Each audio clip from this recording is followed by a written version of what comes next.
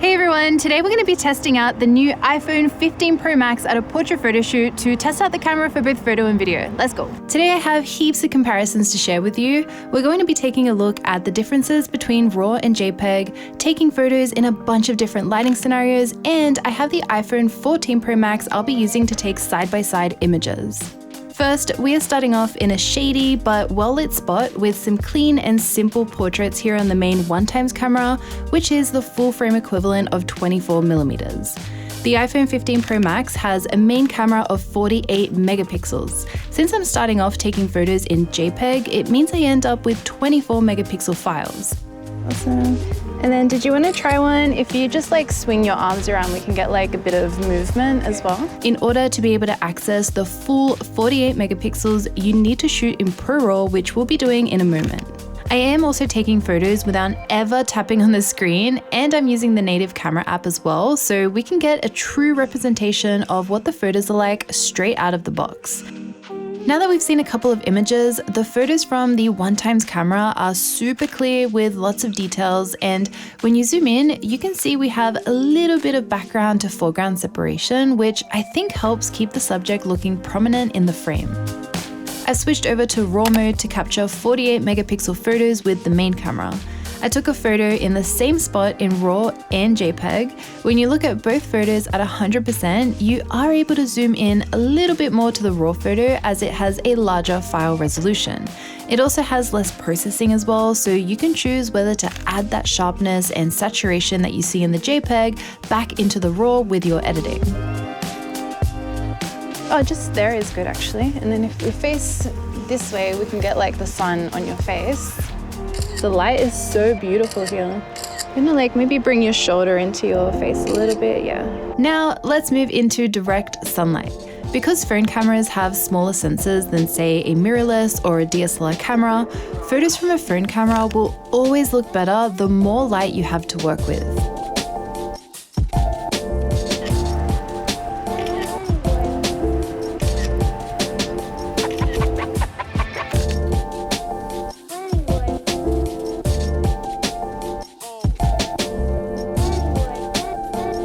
Even though having more light like this can result in higher quality images, when you are using JPEG mode, this can highlight some of the post-processing the iPhone 15 Pro Max does. In this case, we have a lot of sharpening being added to the image, which sometimes may not be a great thing as it can accentuate skin texture. In editing, I brought the sharpening and clarity way down to make the image look realistic. We're gonna try out some video shots next, so I'm gonna be filming in 4K, 60p, and 30p as well. So we're gonna start off with the standard camera. I made sure to move around a lot too, so we can check out the stabilization. As usual, I really like what video from the iPhone Pro Max series looks like. I especially love the stabilization. All this footage is unedited and straight out of camera, so you can see exactly what it looks like.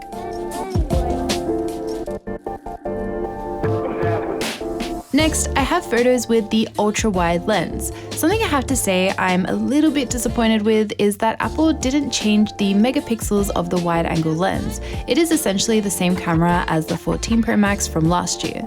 The wide-angle lens is the full frame equivalent of 13mm and produces 12 megapixel files in both RAW and JPEG.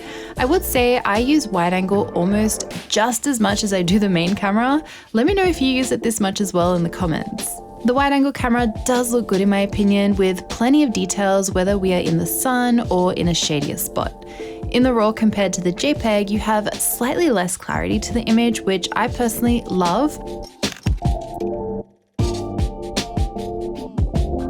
Let's take a look at some wide-angle footage too. It looks pretty good overall, especially because we had very even and bright light, but just like I mentioned in my 14 Pro Max review of this lens for video, I am still noticing some noise in the darker parts of the footage. It's noticeable if you keep an eye on the back of her jacket. Now I'm taking photos with 2x telephoto mode, which is the full frame equivalent of 48mm. The sun was getting covered by some clouds at this point, so while we are still in direct light, it's now diffused, which is such perfect conditions for portraits. Because of the lighting, even the JPEG image looks amazing here. It doesn't have the same over-sharpened look as when we had complete bright light. The RAW still looks better in my opinion though. Even with perfect light, when you see them side by side like this, you can tell the JPEG accentuates skin texture a lot more because of the processing. I find I don't go for the 2x telephoto mode that often. I definitely prefer using all the main lenses of the iPhone. I think 2x telephoto mostly only looks good when you have great lighting conditions, giving it even less opportunities of being used regularly. While the first few photos in the sun looked amazing, these photos here, now that we've moved into the shade, are starting to lack detail. I'm going to get some video shots now. So this is with the 2x zoom, and I'm going to move around a little bit as well, just so we can see the stabilization. And as you can see, the ground is not steady at all. Again, I think the iPhone Pro Max stabilization is great. Even though this is a pretty long focal length and I am moving around, the footage is so stable. With this bright light, I think the footage also looks really good.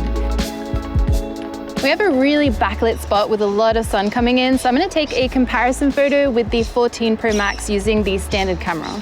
In this spot, we have the trickiest lighting situation for a phone to deal with, which is direct, bright backlight. For an actual camera like a mirrorless or DSLR, these conditions are ideal to create dreamy and soft-looking photos like these. But on a phone, it's a little more difficult to achieve those results. It looks like the coating on the lens for the 15 Pro Max is causing a blue color cast over the image, and in some photos there are very prominent lens flares which I think look quite distracting. I think the 14 Pro Max handled this lighting situation better as the subject cuts through the haze and it has natural looking colors. The 14 Pro Max also has quite a lot of lens flares, just like the 15. Before we move on to the telephoto camera, I want to talk about portrait mode. I'm so excited we can finally use portrait mode after we've taken the photo, which in my opinion is so much better. This is something you could do on other phones for the longest time, like the Google Pixel phone series, which I have reviews about on my channel if you're interested in checking those videos out. It looks like portrait mode only works from the main camera and beyond. It doesn't look like we have the option of adding blur to ultra wide angle photos. It also only works on JPEGs. Bringing portraits all the way down to f1.4 might be a bit too extreme, adding to that unnatural feel of portrait mode sometimes. I think the sweet spot is around f6 or f7, where you have just enough blur to separate your subject from the background, especially in a busy location like we're using. I thought it was pretty neat how it recognized this grass in the foreground of the photo and blurred that as well along with the background. Finally, let's move on to the new 12 megapixel 5x telephoto camera, which is the full frame equivalent of 120 millimeters. This is quite a jump from last year's iPhone, where the 14 Pro Max featured a 12 megapixel 3x telephoto, which is around 77 millimeters. I thought the plain grass location in the background would make for a good 5x telephoto shot, but this lens really needs a lot of light to be able to perform at its best quality. The first photo I captured in a shady spot was not terrible, but a little disappointing with its lack of clarity. Luckily, the sun came out because, wow, this telephoto lens looks so beautiful. I do wonder how handy a 120mm lens could be for daily use though, as I think it can be a little too extreme with zoom in certain situations. We're going to get a telephoto comparison with the 14 Pro Max and the 15 Pro Max.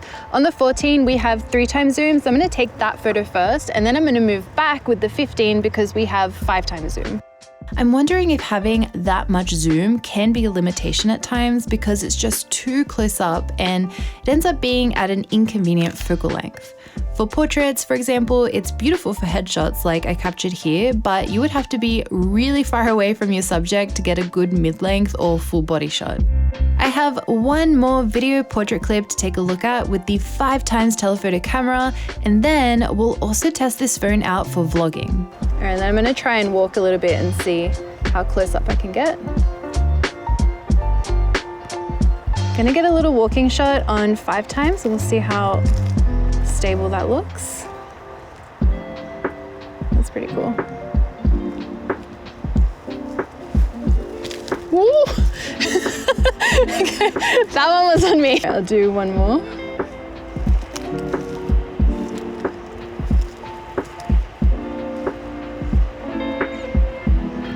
So let's test out the selfie camera for vlogging, and I'm just hand holding the phone, as you can see right here, and I'm gonna walk a little bit so we can see what the stabilization and the movement of this camera looks like. And I am filming in 4K 60p.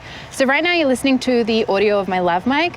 Let's switch over to the microphone of the iPhone so we can get a feel for what that sounds like. I'll talk a little bit. There's quite a lot of traffic noise up ahead just behind me over there. So we'll see if my voice cuts through and see what that sounds like. All right, so now I've switched over to the back camera, so I can't actually see what I'm filming. This is just with the standard camera. Again, I'm gonna walk in the same spot, the same lighting, and we'll see what that looks like while I'm vlogging. And again, I'll switch the microphone here to the iPhone microphone so we can see, so we can hear what that sounds like. I think I said see last time as well. Anyway. Last but not least, we are testing out the wide angle camera for vlogging. So again, I'm walking in the same spot. The sun's coming out now, yay. It's a little bit windy too. So again, I'll switch to the microphone of the iPhone so we can see what that sounds like with a bit of a breeze coming through. But yeah, this is all three cameras now side by side. That's all I have for today's camera review of the iPhone 15 Pro Max. I'd love to know what you think down in the comments below, what you thought of the comparisons, the reviews, the photos, everything. But as always, thank you so much for watching. I make new videos every single week, so I'll see you all next time. Bye.